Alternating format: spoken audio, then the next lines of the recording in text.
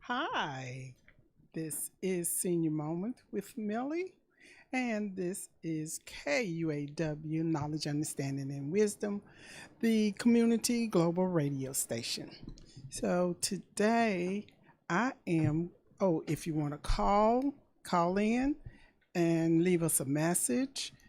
Call in to 816-599-6893. If you want to email us, leave us comments or questions, then you can do KUAW985 at gmail.com. And also, you can see us on Facebook, and that's KUAW.LPFM98.5. And you got Instagram, Twitter, YouTube, tune in, and you can like and share our page. And there's one more is well, I can't remember. I haven't gotten Periscope. That's what it is. Periscope. And you can reach us all those different places. You can either look at us or you can do audio. So that is a good thing. Now, the first thing I wanted to speak to you about is, well, it's all over the news today, is about our president and what he denying. Trump denying he was briefed on Russia putting bounties on the U.S. troops.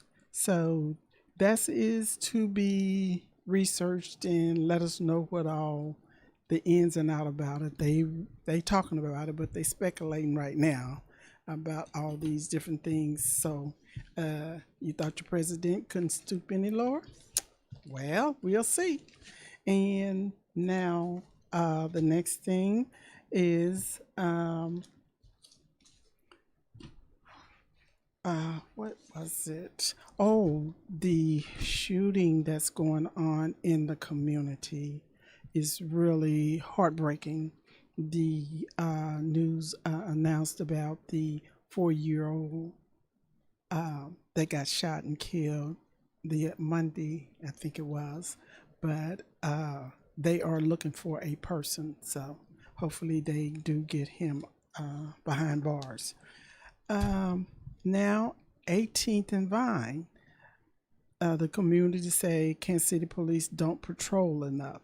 So we got a lot of things that are going on top of the things that are going on. So we have like the coronavirus. As of yesterday, we had to start back to wearing our masks in restaurants and in the public, wherever you're out.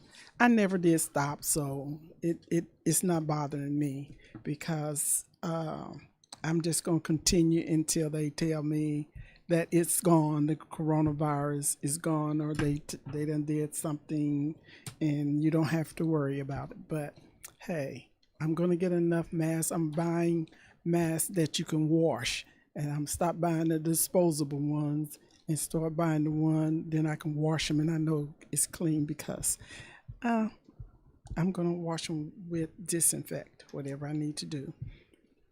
And now, one article that I have read in the AARP magazine, what a tragedy has taught us. This tragedy has taught us the coronavirus pandemic had made us all change our behavior.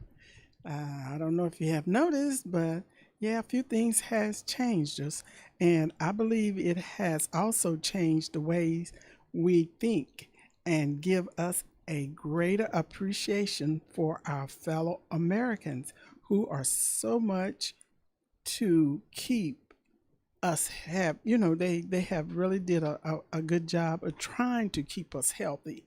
We have doctors, nurses, first responders, grocery stores, you name it. Everybody, we are all working to, well, I won't say all, that's not right. I'll say a lot of us because everybody is not on the bandwagon. I know I was on my way into Price Choppers yesterday, and the man that was right in front of me, he had his mask in his hand, and he looked at it and looked at me, and he turned around and walked on out of the store. I guess he decided, well, if I have to put this mask on, I don't need whatever it is I'm going to get. So everybody's not on that bandwagon that want to wear masks. So that's up to them. But as long as I'm out in the public and in someone else's face, I'm gonna wear my mask. And I don't know whatever happened. Wash my hands, do all those things, and also we have people that are working in teams, and they are committed, and they are trying to uh, uh, uh, do things to help the community, and so we need to help them to help us, and they all get in teams. They try to teach us and try to tell us how to be safe. And the one thing that they tell us is when we go into the public places, have your gloves on, wear your mask, and also just do those things will be real helpful. And I'm just gonna leave it at that because I mean, every time you turn on the news, they try to tell you how to do this, and so the mayor and I'm very proud. I don't know if anyone told him that, but I am very proud of him trying to keep us safe, no matter what they thinking of him. He think about the whole entire body, and he's not worried about, well, I won't say he's not worried because I don't know that, but he's trying to tell us how to stay safe and do the things that he are trying to do to help us. So that I needed to get that out also. So now there's um, let me see if this nurse, she's returned the national volunteer president of the nurses. She is the one that is really proud that was had wrote this article uh, in the magazine about the tragic change that we had to make. And also Anthony Fauci and Deborah Brecht.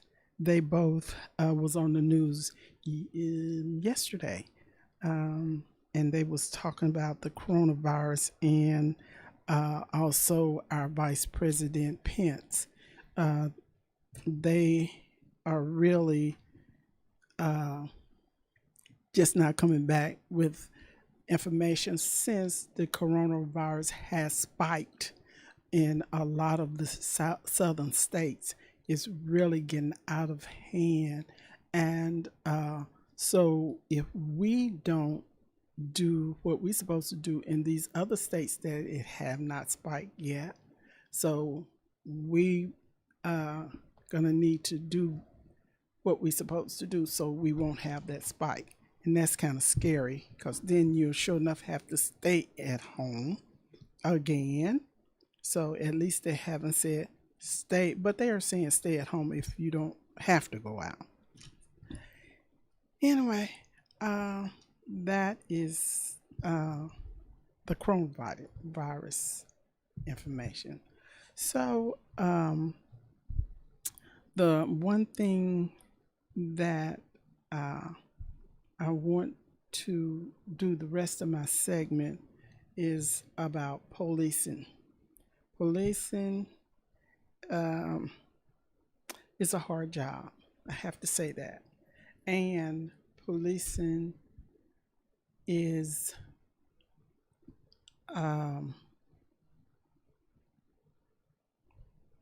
let me well, the one thing I think about what's going on with some of the policemen. They don't have empathy on how can they have empathy if they don't know you. Uh, I think in some ways, somehow, some planning, some committee uh, should get together and come up with how policing get to know the community, because if you don't live around the people that you police, and all of them don't, some of them probably do, but a lot of them don't. And I know that if you are not around in that community where you are working, you don't get to know the people. And so I think that's a very important thing to do, is somehow it would be good if the policemen uh, would go in the community and play ball, have a picnic, or something once a year. Maybe the policemen can do something like that. I mean, this is all coming to me, and I'm thinking, and really, I have been thinking about things that make can help with policing the community, because if you just come in and work with the people, you you don't get to know anything about them, and the people don't get to know anything about you. And so on both sides, it will be uh, human. If you have a picnic or play ball, basketball with the kids or something, uh, it will let you know that the community is human and the policemen are human. I mean, when you just don't see each other, the policeman, he or she, uh, her, whatever, uh, when they come and into your neighborhood, the we are, as black people, we're already portrayed as bad people. So everybody in the community is a bad person, and they're gonna arrest you because that's how they portray you. So it would be good if something to that effect would happen to get to know each other. And the Kansas City Police Department say that the Laurel vascular neck restraint, they have used this tech uh, technique. Yeah, thank you. Technique. They have used this technique um, for a long time, October 15, 1970. And this restraint that they use is, there has been, let me read some of this and then you could understand what I'm trying to explain. For 50 years, the Kansas City Police Department emphasized, promote a maneuver that look a lot like a choke or a straining hold for restraining an unruly suspect.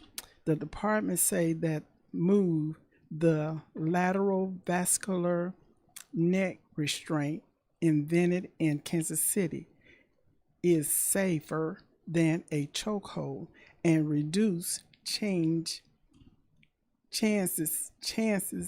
of officer might have pull a gun. So the LVNR, as it commonly known, is not without a controversy. And recent call ban all chokeholds, all neck restraint is wave of the killing of George Floyd. have the future of the Kansas City method and similar hold in doubt. And the law enforcement officer should not use chokehold, strain hold, um, ladder, the vascular LVN restraint, and all the chest compression and other tactics uh, that restrict your oxygen and blood flow to the head or neck. So they are trained to use all these holds, but the lateral vascular neck restraint, it will let you breathe if you do it properly. And so, but it has been also, you can't use it either. But I guess maybe they're trying to fight for it.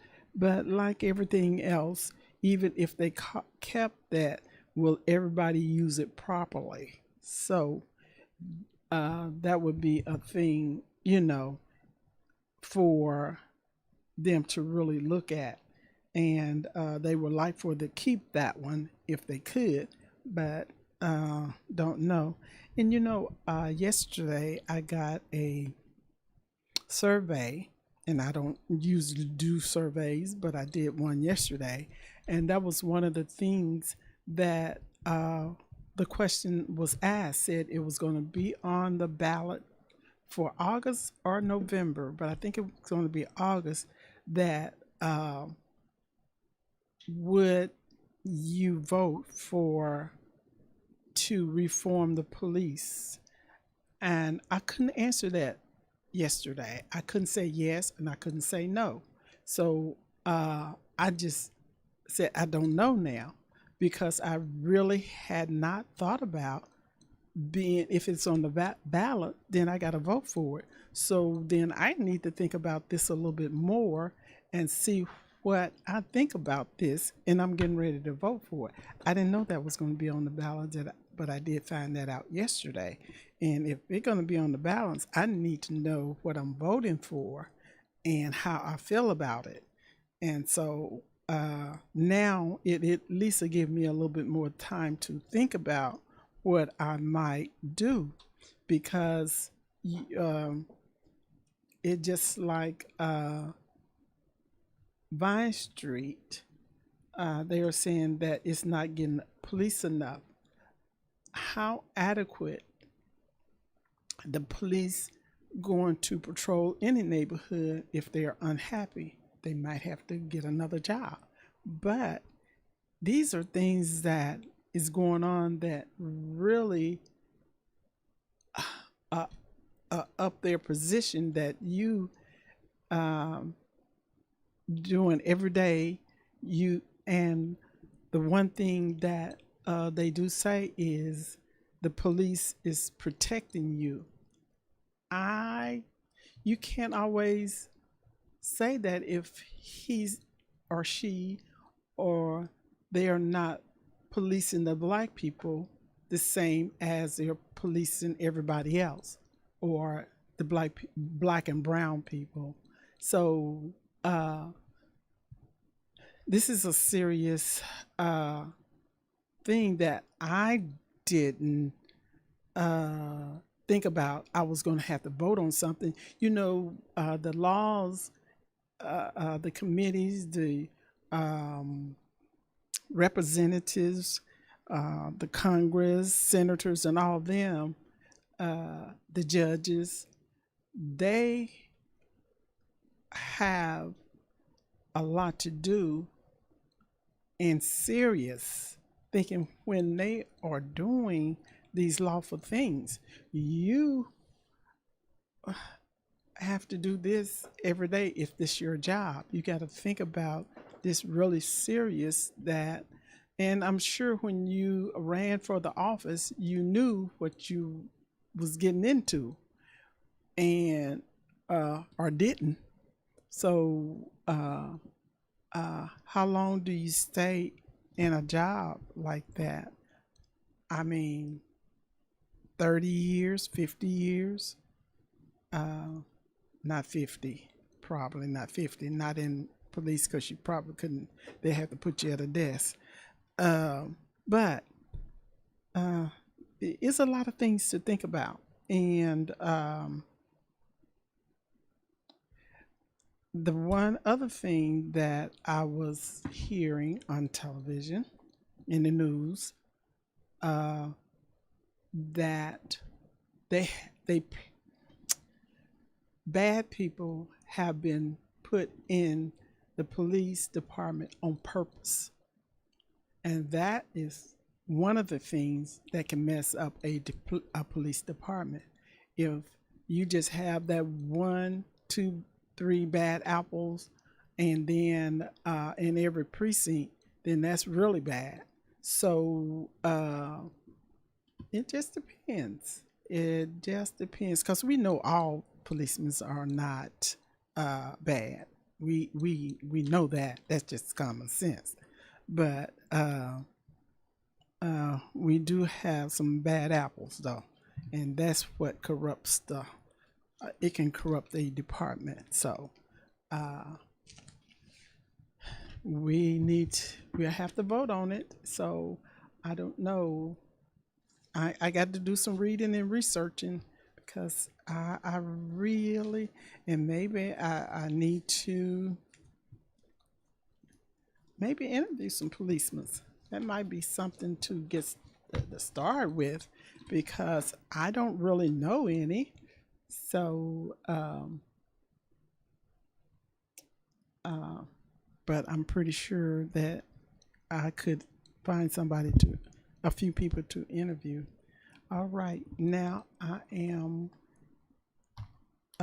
didn't take a break today, so I'm not going to take one today. So I'm going to see if anything else I wanted to talk about. It's just so much happening. So I got in a lot of things that I wanted to talk about. And traveling during this summer has been tough on families. And also we have the 4th of July coming up Saturday. So everybody need to be safe. I don't know if you're having small parties, if that's going to affect your holiday. But one thing that you still have to stay your distance and still have to wear your mask, wash your hands, and do all those things that you need to do to stay safe during the 4th of July holiday. I hope you get to barbecue if that's what you like, or get to put some hot dogs on the grill and chicken and ribs. And that would be with a small group family. I don't know. I don't know. It's kind of scary. You can't plan a big outing because that's when you have the breakout, the surge of the coronavirus. So you don't want to have too many family members in one place all together because you don't know who. I mean, this virus, that's what it does. It just go from one person. I don't know if it's airborne or what, but you got to be careful. 4th of July coming up. This is a big holiday, and you're going to want to shoot fireworks. Now, the fireworks is really fun to shoot fireworks. I know we grew up shooting fireworks, but I haven't shot any fireworks. I just watch them now, and I got too old for that. So I just love to watch the display, and so the ones that you buy for your children, buy the safe ones that you don't have to uh, uh, you have to watch your children when you buy all these fireworks because there's a lot of them. I was on my way down to the station and the tent that I saw, it said 50% off. So you can get a lot of fireworks for the 4th of July. And that's supposed to be a fun time. So that would be fun for your children. And we in our neighborhood they shoot. I just sit on my porch because I don't indulge in shooting. So uh, I just enjoy. And then I think what I'm gonna do this year is watch the one out in Smithfield. But anyway, I want everybody to enjoy their holiday, eat plenty of barbecue, and um, just have a fun time. And if you go out to the lake and you boating, skiing, tubing, whatever you do, be safe and enjoy the holiday. And now I am going to read this prayer. So, Lord, I pray for our nation leaders and ask that you would give them the ability to make wise decisions, to govern with integrity, and to accomplish their tasks in ways that build up our nation. May they bring glory and honor to your name, Jesus Christ, as they serve our country. May God bless America and lift our country out of this dangerous thing that we're in now. I ask these prayers in your name. Amen. You've been listening to Senior Moments with Millie. Stay tuned for Scatter's Old School Jam and join Millie next Tuesday at 2 o'clock for Senior Moments.